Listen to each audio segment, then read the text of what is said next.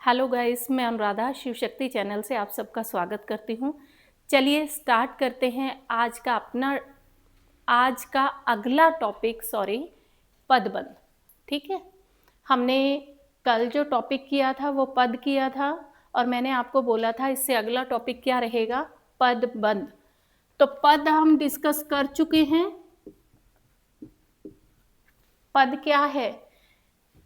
किसी भी वाक्य में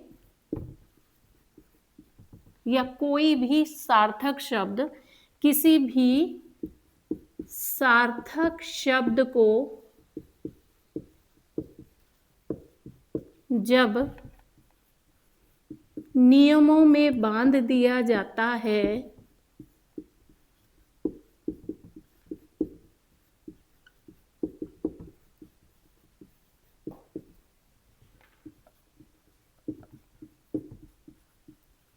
तब वह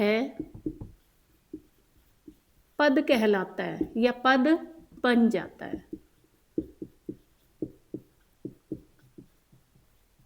यही हमने किया था कि जब कोई भी सार्थक शब्द व्याकरण के नियमों में बंध जाता है तो वो पद बन जाता है। व्याकरण नियम कौन से थे? व्याकरण नियम यानी लिंग, वचन, कारक, क्रिया आदि। ठीक है, जैसे संज्ञा से, सर्वनाम से, ये सब क्या है? आपके व्याकरण नियम है। या आपके जब भी कोई शब्द इनसे बंध जाएगा और क्या बनेगा बंधने के बाद? बंधने के बाद वाक्य बन जाता है।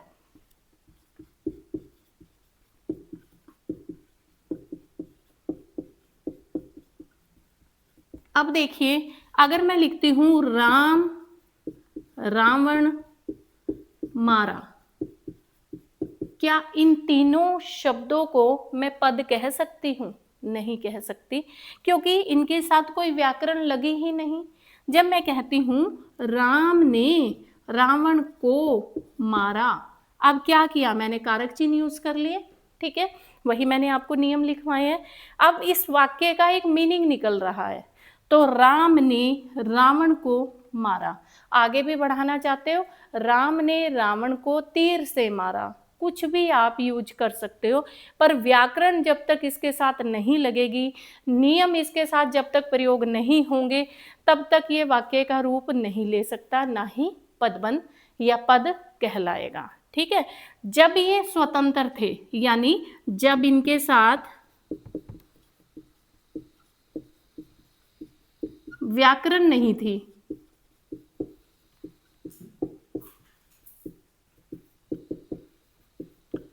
तो केवल शब्द थे, यानी राम भी एक शब्द था, रावण भी एक शब्द था, मारा भी एक शब्द था। उस समय ये पद नहीं थे, क्योंकि ये स्वतंत्र थे, और स्वतंत्र थे तो ये शब्द थे। जब इसके अंदर व्याकरण यूज हो गई तो ये पद बन गए, और पद बनते ही एक वाक्य का रूप ले लेते हैं। कल हमने ये डिस्कस कर लिया था। मैंने पदों के आपको प्रकार बता दिए थे कि पद कितने प्रकार के होते हैं। 5 प्रकार के: संज्ञा पद, सर्वनाम पद, विशेषण पद, क्रियापद और अव्यय पद। हो गया था। आज जो हम कर रहे हैं वो कर रहे हैं पदबंध। ठीक है, तो पदबंध कर लेते हैं। पदबंध शब्द का अर्थ क्या है, पहले तो ये देखिए। पदबंध शब्द का अर्थ क्या है? पदों को बांधना।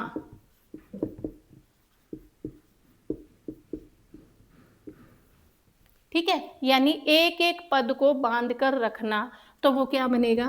पदबंध। बंध यानी ग्रुप, पदों का ग्रुप, पदों का समूह, पदों को बांधना क्या कहलाता है? पदबंध कहलाता है। अब इसकी जो एक आपके लिए परिभाषा है जो स्पेशल बनती है, वो क्या है? जब 2 या 2 से अधिक पदों को मिलाते हैं तो एक व्याकरण इकाई का काम करते हैं। यानी परिभाषा क्या बनेगी?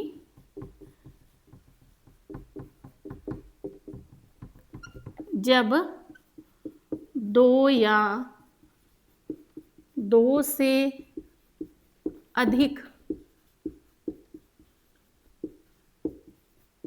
पदों को मिलाया जाता है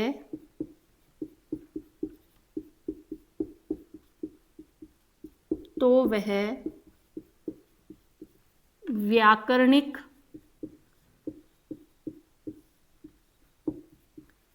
इकाई का काम करते हैं। ठीक है, वही नियमों में बंध जाते हैं। ठीक है, व्याकरणिक इकाई का काम करते हैं। तब उस बंधे हुए रूप को, यानी जब मिलाया जाता है या बांधा जाता है, मिलाया लिखना है तो मिलाया लिख लो, या बांधना लिख लो, बांधा जाता है, तो वो एक व्याकरणिक इकाई का काम करते हैं। तब इन बंधे हुए पदों को पदबंध कहा जाता है।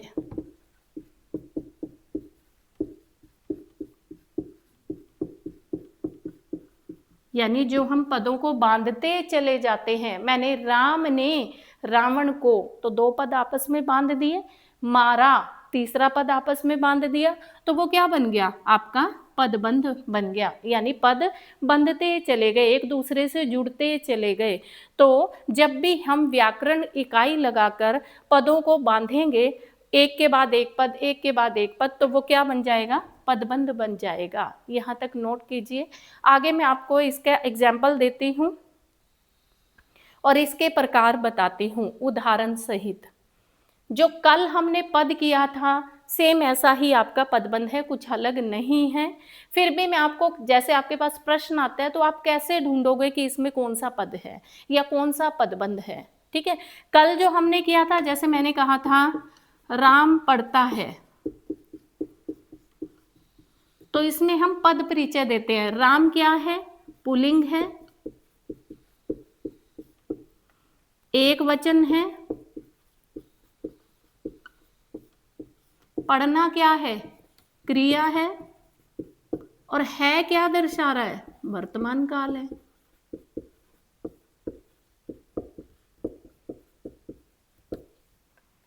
ठीक है, तो ये क्या है, आपका पद परिचय है। अब हम पदबंध करते हैं, इसके भेद कितने हैं, वही 5 भेद है जो पद के थे। आपके पदबंध के भी 5 भेद हैं। बस इसमें एक आपका अव्यय पद नहीं आएगा, ये ध्यान रखना, बाकी सब वही चलेंगे। जैसे पहला है संज्ञा पदबंध।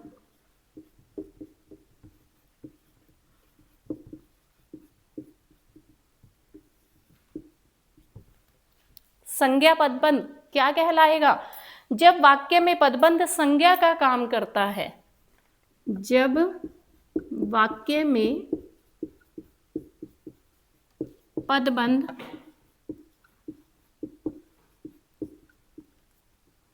संज्ञा का काम करता है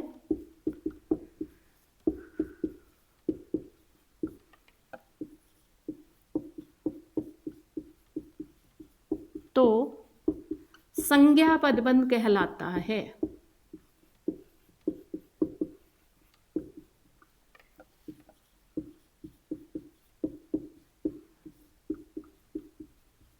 ठीक है, यानी जब वाक्य में पदबंध संज्ञा का काम करेगा तो संज्ञा पदबंध कहलाएगा। कैसे समझोगे, जैसे एग्जाम्पल देती हूँ आपको, पहले नोट कीजिए। एग्जाम्पल है, लंबे बालों वाली लड़की हंस रही है। लंबे बालों वाली लड़की हंस रही है, ये सेंटेंस दे दिया। और उन्होंने कहा कि रेखांकित आधार पर बताइए कौन सा पदबंध है। मैं आपको ट्रिक बताती हूँ, आपने कुछ नहीं लेना। आप देखो कि रेखांकित कहाँ तक है, यानी अंडरलाइन कहाँ तक है, लास्ट वर्ड क्या है, लड़की, अब लड़की किस में आता है? संज्ञा में आता है। मैंने आपको बता चुकी हूँ कि जातिवाचक संज्ञा और व्यक्तिवाचक संज्ञा। हमने लड़की का नाम तो नहीं लिया, मैंने ये तो नहीं बोला कि लंबे बालों वाली रमा हंस रही है। अगर रमा भी लिख देती, चलो वो बाद में आपको डिस्कस करूंगी। पहले देखो लंबे बालों वाली लड़की, आपने देखा लड़की जो है संज्ञा शब्द है, जातिवाचक संज्ञा शब्द है, तो ये कौन सा पद हुआ? संज्ञा पदबंध हुआ। आपने आगे से कुछ नहीं लेना, आपने क्या देखना है कि लास्ट वर्ड क्या है। लास्ट वर्ड लड़की है तो आपका संज्ञा पदबंध। अगर सपोज करो ऑप्शन में आ गया जातिवाचक संज्ञा पदबंध, तो वो आपका आंसर रहेगा। क्यों? क्यों लड़की जो है जाति की ओर इशारा कर रही है। अगर मैं कहूं लंबे बालों वाली रमा हंस रही है, अब रमा मैंने एक पर्टिकुलर नाम ले दिया, ठीक है। तो नाम जब एक पर्टिकुलर आ जाता है तो कौन सी संज्ञा होती है? व्यक्तिवाचक संज्ञा। तो आपका आंसर क्या होगा? व्यक्तिवाचक संज्ञा पदबंध। वैसे कभी ऐसा हुआ नहीं, पर फिर भी जब हम डिस्कस कर ही रहे हैं तो मैं आपको सारा बता देती हूँ। अगर एक पर्टिकुलर नाम के साथ आ जाए तो व्यक्तिवाचक संज्ञा पदबंध, अगर पूरे समूह के बारे में बताए तो जातिवाचक संज्ञा पदबंध, और अगर सिंपल दिया हो तो संज्ञा पदबंध। क्लियर है? यानी जब वाक्य में पदबंध संज्ञा का काम करे। आपने देखना है जो अंडरलाइन है, जो अंडरलाइन किया गया, जो रेखांकित किया गया, उसमें लास्ट वर्ड क्या है उसी को उठाकर अपना आंसर दे दो। क्लियर? अब आगे बढ़ते हैं। दूसरा सर्वनाम पदबंध। इसी में करेक्शन कर देती हूं बार बार लिखने की बजाय। जब वाक्य में पदबंध सर्वनाम का काम करे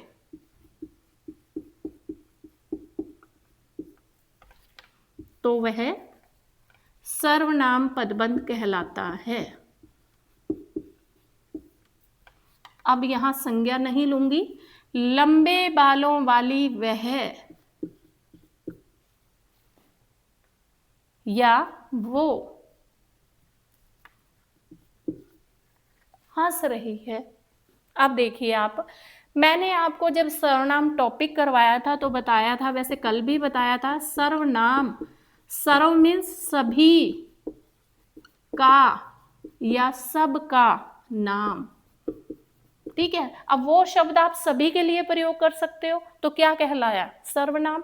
अब देखो लंबे बालों वाली वो तक अंडरलाइन है तो वो क्या हुआ? सर्वनाम।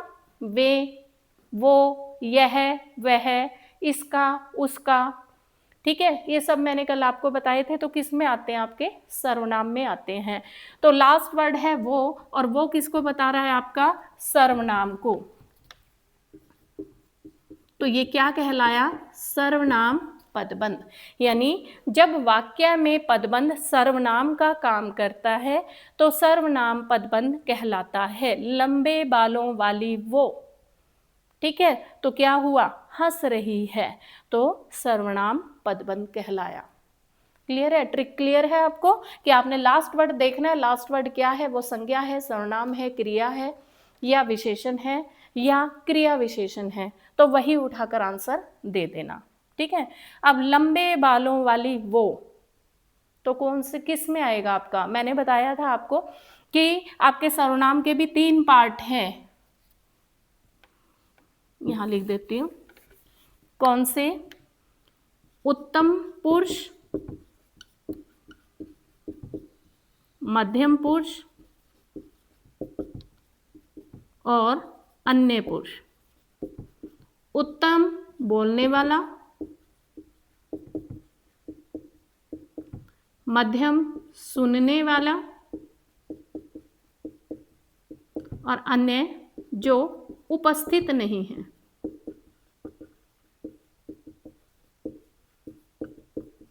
ठीक है। अब देखो आपने वो वर्ड यूज किया तो वो सुन तो नहीं रही, आप कह तो सामने वाले को रहे हो ना कि लंबे बालों वाली वो हंस रही है, आप इशारा कर रहे हो उसकी तरफ। तो ये किस में है? अन्य पुरुषवाचक सर्वनाम पदबंध। अगर आ जाता है तो, नहीं तो सिंपली क्या है? सर्वनाम पदबंध। क्लियर है? चलिए अब थर्ड पार्ट की तरफ जाते हैं। 2 पार्ट हो चुके हैं, संज्ञा पदबंध और सर्वनाम पदबंध। अब तीसरा पार्ट।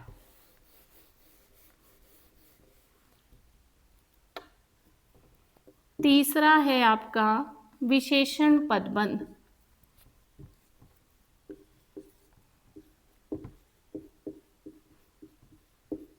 विशेषण पदबंध, यहां से फिर करेक्शन कर लेती हूं, पर इस बार थोड़ा ध्यान रखना, विशेषण है जब वाक्य में पदबंध, ये रब ही करना पड़ेगा, जब वाक्य में पदबंध संज्ञा या सर्वनाम की विशेषता को दर्शाता है तो विशेषण पदबंध कहलाता है।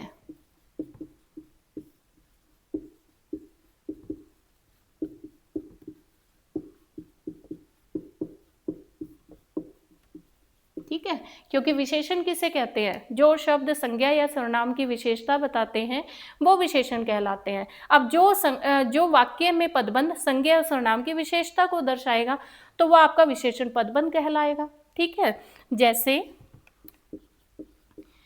उसी एग्जाम्पल से आपको आगे की तरफ ले जाती हूँ। लंबे बालों वाली लड़की हंस रही है, यही एग्जाम्पल चला लेती हूँ ताकि आपको इजी रहेगा। अंडरलाइन है लंबे बालों वाली, लंबे बालों वाली, आगे कुछ अंडरलाइन नहीं है, ना लड़की ना हंस ना रही है। ठीक है, तो लंबे बाल क्या है, विशेषता है। अब वाली लिखने से आपको क्या क्लियर हो रहा है कि स्त्रीलिंग है, तो किसी की बात हो रही है, चाहे वो औरत है चाहे वो गर्ल्स है यानी लड़की है, किसी स्त्रीलिंग की बात हो रही है, तो यहाँ से हमें क्लियर हो गया। तो यानी संज्ञा के बारे में बता रही है, लंबे बालों वाली, ये उसकी विशेषता है, और विशेषता जहाँ होती है वो क्या कहलाता है, विशेषण पदबंध कहलाता है। क्लियर है। आगे है आपका क्रिया पदबंध, चौथा भाग जो है क्रिया पदबंध। जब वाक्य में पदबंध संज्ञा या सर्वनाम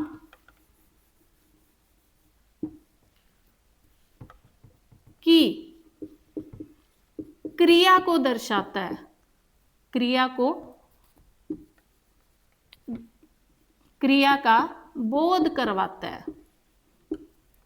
क्रिया का बोध दर्शाता है या बोध करवाता है, तो वो आपका क्रिया पदबंध कहलाता है। ठीक है, अब देखो यही सेंटेंस है और मैंने क्या किया, लंबे बालों वाली लड़की हंस तक अंडरलाइन कर दिया। अब हंसना क्या है, एक्शन वर्ड है, लंबे बालों वाली लड़की, और हंसना से पहले क्या है, संज्ञा है, तो संज्ञा या सर्वनाम के क्रिया का बोध करवा रहा है। ठीक है, तो हमें क्या पता चला कि संज्ञा क्या एक्शन कर रहे हैं, या लंबे बालों वाली वह हंस रही है तो वह सर्वनाम हो गया।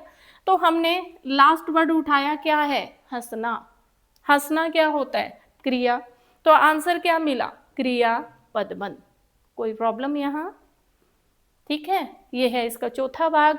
पहला था संज्ञा पदबंध, दूसरा था सर्वनाम पदबंध, तीसरा था विशेषण पदबंध, और चौथा है क्रिया पदबंध।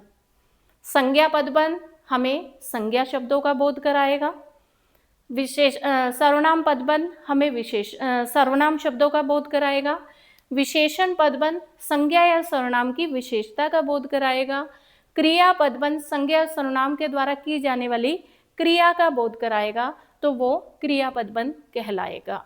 यहाँ तक कोई प्रॉब्लम है तो कमेंट कीजिए। ठीक है, अगला जो इसका लास्ट पार्ट है वो है आपका क्रिया विशेषण पदबंध। क्रिया विशेषण पदबंध।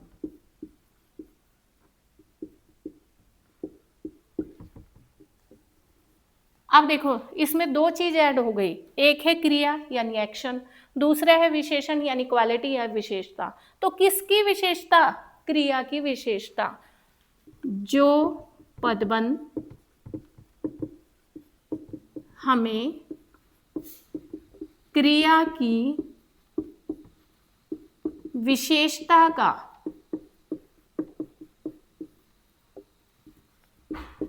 बोध कराता है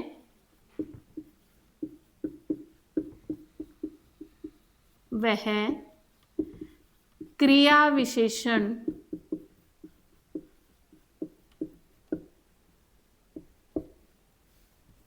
पदबंध कहलाता है।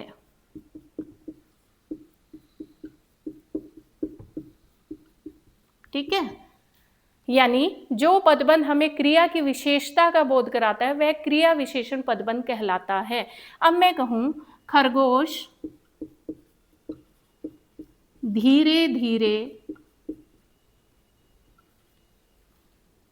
दौड़ता है, या खरगोश या कछुआ लिख लो क्योंकि अपोजिट हो गया ना। कछुआ धीरे धीरे चलता है, ठीक है, या कह दूं खरगोश तेज दौड़ता है।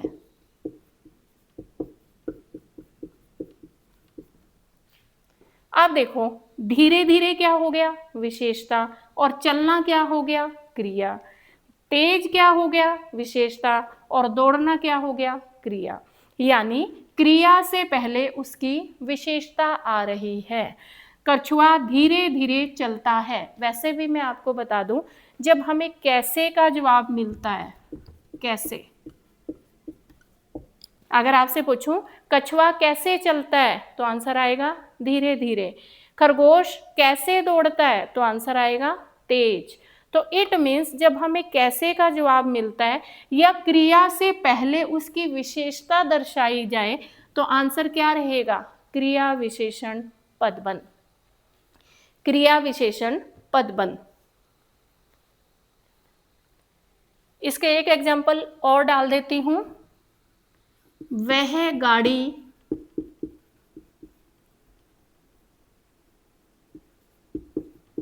बहुत तेज चलती है। अभी मैंने आपको विशेषण टॉपिक नहीं करवाया। जब मैं आपको विशेषण टॉपिक करवाऊंगी उसमें प्रविशेषण, विशेष्य, विशेषण, ये सब कुछ करवाऊंगी आपको। ठीक है, ये सब क्या होते हैं बताऊंगी। वह गाड़ी बहुत तेज चलती है, अंडरलाइन कर दिया यहां तक, चलती तक। ठीक है, या ये भी छोड़ो, बहुत तेज चलती है। क्लियर हो गया? अब देखो लास्ट वर्ड है तो आपका काल दर्शा रहा है, पर काल तो हमारा पदबंध में कहीं नहीं आता, इसका कोई भाग नहीं है, तो हमें लास्ट वर्ड क्या लेना पड़ेगा? चलती। और चलना क्या होगा? एक्शन वर्ड हुआ यानी क्रिया हुई, और क्रिया से पहले क्या आ रही है? उसकी विशेषता आ रही है। तो इट मीन्स वह गाड़ी बहुत तेज चलती है, तो चलने से पहले यानी क्रिया से पहले उसकी विशेषता दर्शाई गई है, तो आंसर क्या रहेगा? क्रिया विशेषण पदबंध। क्लियर है? उम्मीद करती हूं पदबंध में आपको कोई प्रॉब्लम नहीं रही होगी। पदबंध जो है वो पद से ही रिलेटेड है। जैसे पद के भाग है, वहां सिर्फ आपको पद बताया था मैंने कल कि पद क्या होते हैं। पद क्या है कि जो स्वतंत्र रूप से नहीं बोले जाते, जो वाक्य में एक नियमों के साथ बंध जाते हैं, वो सारे पद बन जाते हैं। पर जब वो स्वतंत्र हो जाते हैं यानी वाक्य से निकलकर बाहर आ जाते हैं तो वो शब्द बन जाते हैं। ठीक है, फिर मैंने बताया था पद के 5 भेद हैं: संज्ञा पद, सर्वनाम पद, क्रिया पद, विशेषण पद और अव्यय पद।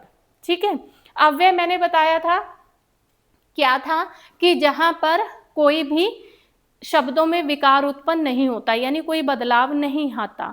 राम और श्याम मंदिर गए तो और शब्द है, रमा और क्षमा मंदिर गई तो और शब्द है, कुछ नहीं बदला। यानी जितनी भी कंजक्शन है वो सारे के सारे अव्यय है। अव्यय जिसमें से कुछ भी खर्च ना हो, ना कुछ जुड़े ना कुछ घटे, वहीं का वहीं रहे, वो अव्यय पदबंध था, अव्यय पद था सॉरी। आज हमने जो पदबंध किया है बस उसमें एक ही डिफरेंस आया उसके भेदों में कि अव्यय पदबंध कुछ नहीं है, यहाँ पर आपका क्रिया विशेषण पदबंध है।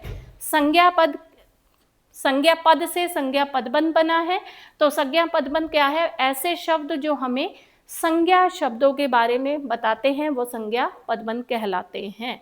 ठीक है। लंबे बालों वाली लड़की, तो लड़की पे जाकर स्टॉप हो गया, लड़की क्या है? संज्ञा है, तो आंसर संज्ञा पदबंध। सर्वनाम पदबंध क्या है?